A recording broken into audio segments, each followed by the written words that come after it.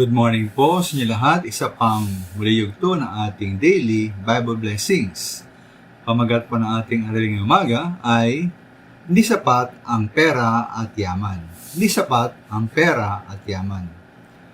Marahil po ang pinaka-popular na dalawang problema ng mga tao ay una, karamdaman at sakit, at kalawang minamahal ang kakulangan ng pera o paghihirap. Walang pera, kapos ang budget. Kaya po baka niniwala ang ibang tao na kung meron lamang silang maraming pera, kayang problema po ay maulutas lahat. Wala nang problema. Ito mga minamahal, kapag marami tayong pera, wala tayong problema. Tayo laging masaya.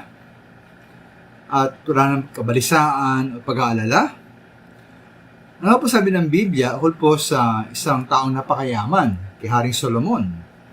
Ayon po sa mga unang mga hari, 3:13, pinakuan siya ng Diyos na bibigyan si Solomon nga ng kayamanan at karangalang hindi mapantayan ng sinumang hari sa buong buhay niya. Na siya ang maging pinakamayamang tao sa kanyang kapanahunan. Ito nga po nangyari mga minamahal, tinupad ng Panginoon kanyang pangako ayon sa Chronicle 9:22, si Haring Solomon ang pinakamarunong at pinakamayaman sa lahat ng mga hari sa buong mundo. Ngayon po, dahil ba sa kanyang malaking kayamanan, naging mabuti po ba lagi ang buhay ni Haring Solomon? Hindi mga minamahal.